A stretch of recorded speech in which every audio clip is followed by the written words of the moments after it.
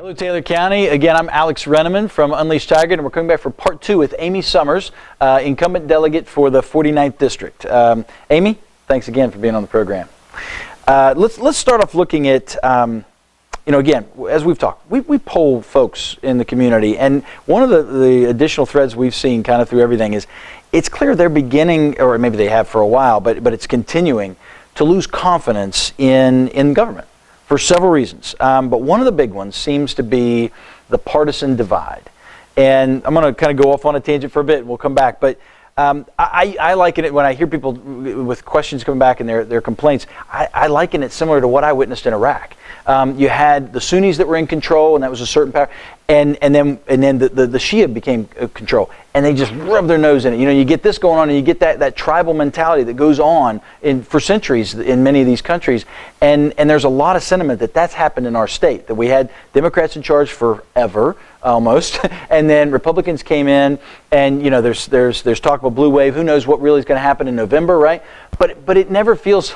I'm speaking probably for myself and others. It just feels like the people get lost in all this partisan bickering at the national level, which you have obviously no real engagement to, but even at the state level. And so I'd like to ask the question. Now I'm finally getting to it. Okay. I'll step off the soapbox. I'd like to ask, how are you currently or plan to address the underlying structures of that, or systems, or even if the perceptions, if maybe it's not real. How do you plan to be a part of that, of the solution, as opposed to part of the problem perceived by many folks who have reached out to us? Yeah, and it really ramps up around campaign time, right? Because Sure does. You want to show your differences on what different parties believe and why pick me, right? But during the process, and with social media and with online now, people can really watch the whole process. You can see how everything is. If you watch the meetings and the deliberate debate and the votes, most of the votes that we take, like 95 people support a bill and 5 won't in the House. The only ones that they really get flamed up that are on partisan issues. You'll see that talk, but we pass hundreds and hundreds of bills, and maybe 10 are debated like this and as divisive as you say. So I don't think it's as bad as the perception is. Gotcha. And I work very well on both sides of the aisle with people on my committees. We attack things together. We vote together on things. So I can tell you that's what your district wants. Yeah. I can be sure of that. Yeah. I mean, the Yeah. comments are overwhelming in that regard. Yeah. So let's move. One of the things, including polling folks at home, we also asked you and your challenger to bring us a question each, to ask both of you. And I'm going to start with your question is, do you plan to push for or support raising taxes? And if so, which ones and why? I am not pushing to raise any taxes. I feel that West Virginians are already taxed enough. And I think what we've shown in the last couple of years is if you really start looking at government, there's so much waste going on. The easy solution is to raise a tax, right? You raise it, you get all this money. I made that mistake my first year there with the tobacco tax. And everyone said, people are smoking are costing us a lot of money. The governor's gonna shut down the government if we don't raise this tax. That was being new. Mm-hmm. And I felt panicked, and what should we do? Oh, we have to do this. But it didn't solve a problem just by doing that. But the really hard work, and some people have said, there's no more waste, fraud, or abuse to be found. When we were having when I came in 4 years ago, we were hundreds of millions of dollars in debt. Over the last couple of years, now this past year, finally in a surplus. But we keep digging and digging and digging, and every time we turn over a rock, there's more waste. You saw it with the state cars. You see it with, if you've been watching the news, the DHHR has been paying $30 million, or $30,000, a month to an office at Fairmont Mall that they're not even using. No one's accountable, no one's on top of things. And it's unacceptable, and it's kind of just been that way, right? It's just sort of status quo, this is what we do. And people will say right now the government's in a mess. It sure is. And we're gonna keep getting it in a mess until it becomes more accountable. And I love the new transparency website that Absolutely. the auditors put out. You're going to see where your dimes go. Before it was really hidden. You didn't want people to know some special interest was getting something or what was going on. Now it's all out there for people to see. Yeah, I love that initiative. I can't wait till it's in every county. I know our county visited with J.B. McCuskey, and I'm really excited to see that come through. I think that's I hated to miss that, but we had the impeachment hearings, and I was on the Judiciary Committee, so spent a lot of time in Charleston and was down there the day that he came, because I really support that. I want Taylor County to do that. Yeah, for sure. Transparency, always Yes. a good thing. Always a good thing. So your challenger's question is, what are your long-term plans to fix West Virginia public employee insurance, so PEIA? PEIA. We are on a good path with that with the task force. They met all around the state trying to hear what different people's issues were with it. And of course what has happened is their pay hasn't been keeping up with the cost of their insurance. So like many of us, but the state employees are who we're responsible for. So they might, well, I don't know that they've really had much of a pay raise, but maybe a little bonus here and there. But healthcare, as we all know, rising. So what we did was we put money in that to stabilize that fund so that their costs would not go up. We also, the state employees pay for their insurance in a tiered system based on how much money they make. A lot of us, our insurance is on what kind of risk are you. Right. So it's a totally different structure. Well, they were worried when they got their pay raise that then all of a sudden it might bump them to the next tier, and they didn't want that. So the governor came in and raised those tiers all to levels that now it might do one or an outlier here and there, but in general it wouldn't go up. We are negotiating with all the surrounding states on people that maybe are in the Eastern Panhandle might use Winchester or might use Cumberland. The insurance wasn't working good if you were going across the state lines. So they are working with negotiating with all those, because most of our counties are border counties except us in the middle. Yeah. Negotiating with those entities to make it easier to do that. We also are having a lot of different incomes that are coming in that should be able to support us maintaining it without having to raise taxes at all. One of the big ones is a recent lawsuit against Wayfair on state income tax, that you have to collect that now if you're doing internet sales. We're looking at potentially $50 million coming into our state from doing that. We're going to look at that law this next session, make sure there's nothing we need to tweak, that we can be on board with that. We also, in the past, this has really been a shame, but the teacher's retirement was spent down over the years. So every year we've put in almost $400 million into the teacher's retirement system to make it, what's the word? Solvent? Yeah, solvent, thank you. Yep. And just imagine, like, if that hadn't been done and we didn't have to do that, $400 million every year, this would be a no-brainer. We would have no problems with this at all. So I want them to be able to keep and have good insurance. We've always paid it. The state's always paid 80% of their insurance. The person pays 20%. We've always met that commitment, and we always will. Yeah. Hey, let's go a little further into that, the teachers' work stuff and the school employees, school service personnel. That was a big deal in the state, and really a big deal then across the nation. We kind of started here, and you were right in the middle of it. I know I saw you engaging with local union reps and folks, and you and I tried to get connected and try to put a video, but it was just it was crazy, and we tried to get with the union reps as well. But can you articulate a little bit about your perspective of where we are now? What more do we need to do? Just some of that, I think it'd be interesting. The state employees in West Virginia aren't paid well enough for what they do, and that's a goal of mine, to keep trying to improve their pay. You can't do it all in 1 year, but a 5% was a nice start. During the whole debate that went on, I think the teachers and the service personnel came down like in February. Well, in January, when a lot of us could see what the budget proposals were going to be, we could see a lot, because the governor, puts the budget out. We could see a lot of different money going towards tourism, commerce, and I understand that. But our people that are here need the money more than that.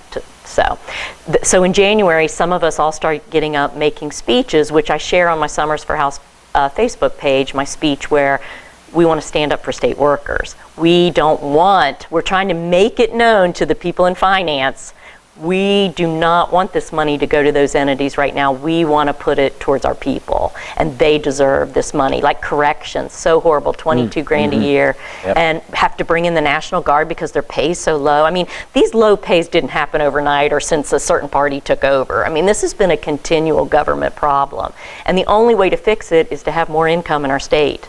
And how do we do that? We improve our economy. 2017, we had the fastest growing economy in the nation, second to like California, I think. I mean, it was a shocker. Yeah. It's a shocker, but it's more to come, and it's exciting that we're heading in a better direction. And revenue numbers are up pretty well this year, right? I Yes, mean, they just came we are out already, 28 million or 30 million. And I think over. that's over and above what the governor had already added on before. So I mean, really, technically, from the first estimate, we're well over, which is exciting. 60. It's not time to go throw money everywhere, but No, it definitely is exciting. not. Yeah. We've got to be really cautious in what we do. But back to the strike, I thought it was fine. I mean, it made everybody see the point, and it pushed people to get it done. Yeah. It had to be methodical. We are responsible to make sure we have the money, and we did that. And it did take a while back and forth and to get that done. And how much could we go that was going to be attainable? Well, from a spectator standpoint, I'm neither a teacher nor a legislator or a school service personnel. It was a fascinating example of a democracy in action. It absolutely was, and I think some people, union people, were upset with right to work when we did that vote, but that was a clear demonstration that teachers have the right to work. They don't have to join, or they do join. It showed that law didn't hurt anything, right? They got together as a group, they came down there, they collectively bargained for a position they wanted, and they got it. Another bit of good news is we're going through, the budget being completed maybe for the first time, maybe at in least a long time, maybe my lifetime. during session. Yeah, during sessions. There wasn't an extended session for that, but there's been extended work now, kind of going into the Supreme Court, right? Let's talk about that. My goodness. And you were talking about leadership positions. One of those is you're on the Judiciary Committee, correct? Yes. Help us kind of give us an insider's view, if you will. I mean, I think most of us have followed some of the headlines and palm to forehead kind of moments, but really you were in there and saw some of that. I know you went in, you toured the chambers and everything. So tell us a little bit about your experience and what you think has to happen to fix it. I mean, it's going to be early. This video will be out, and we still won't know where the Senate is on the trials. But just share with us your experience. Well, one thing I will say while we still have time is one of the ways to fix it is to vote for Amendment 2, which puts the judiciary's budget under the state legislature. We're the only state in the nation that doesn't control their budget. And they said, they want to keep them separate. They want to make sure if the legislature doesn't like something they pass, they don't yank their money away. What we did in the bill that you'll read, the resolution you'll read when you go to vote, is we can only decrease their budget by a certain percentage, so that doesn't allow that to happen. Right? I mean, it was 5 to 10. I don't have the final. I'll have to refresh myself, but but that brings that under our purview to dispense the money like we always have. Yeah. But it was very interesting to relay some people's fears. They didn't pay us while we were there except to sleep and for food and gas. Yeah. But we weren't paid a daily salary to be there. But it was really sad, and I was very upset when I saw the opulence of the Supreme Court when I went up there, because it's a non-public space, and we have bathrooms outside of Judiciary that someone in a wheelchair can't even use. I mean, we need handicap accessible bathrooms, our marbles falling off the wall. And I know that the last couple of years we haven't done it because we haven't had the money. And then they're wasting money just in decor. And we're looking under every couch cushion, and they're buying a $32,000 couch. I mean, I almost had tears in my eyes. It was so frustrating. I don't think I've ever seen anything at the state level impact the average everyday West Virginian like that did. Mm-hmm. Maybe it's because there are couches involved and things that are real life and intangible to us, like a $30,000 lease on a property from DHHR in Fairmont. That riles people up, but it's not as real maybe as a couch being $30,000. Well, yeah, and you compare it to your salary, and we have people making $20,000, $30,000 and expected to live, and this was an item that something to sit on. Yep. Something. So one of the things you mentioned earlier is Summers for House, and I'd like to kind of get out there. How can people, we're not going to be able to cover every issue in this interview, and there's so many more going on, but how can people engage with you? We've said that's important. What's the best way for people to engage you, to understand how you feel about something, or if they have some idea or some issue, how can they reach you? People can reach me a multitude of ways. I put an article in the paper, and I list my phone number, my house address, and I give my cell phone out because I sure don't want my husband to have to take all these calls. So they call my cell. They can do my house email, all of those ways. But they can text me. They can send me a message on Summers for House, on Facebook. And the social media has helped in a way, like to keep people up to date on things that are happening quickly. If people have access to that, I try to do that in session until it gets so busy and so late, then sometimes it gets ahead of me. But yeah, it's tough. Is there anything you'd like to cover from an issue standpoint, or anything that we haven't covered before we close out here? I just think there's lots of great things going on in West Virginia, and I'm excited to be a part of it, and I'm hopeful that people think their lives are better, and that they have confidence in me, and they think I'm doing a good job, and they want to send me back. Yeah, that's great. One last question. Growing up in West Virginia, what is your West Virginia superpower? And I ask that, growing up in West Virginia and then going out into the world, people quickly want to tell you how you were disadvantaged and why you won't succeed and why you shouldn't and those things. And as I've said before, I've found later in life, many of those things I've actually been able to turn into an advantage. It's made me unique. It's made me have an offering that the next person doesn't, and it's allowed me to be very successful in what we're doing on a global scale. And so I would ask you, what is your West Virginia superpower? My West Virginia superpower, and everybody that lives here, is love for one another, love for community, caring about other people. It's just different when you're in a bigger area in a city, like you don't even know your neighbor. My neighbors are half a mile from me, and I call them my neighbor. I mean, and I'll do anything they need. Someone calls you at 1 in the morning, you're there. That's just what you do. And it's just compassion for others is what we have here. Great. Amy Summers, delegate incumbent for the 49th District House, thank you for coming on the program. Good luck.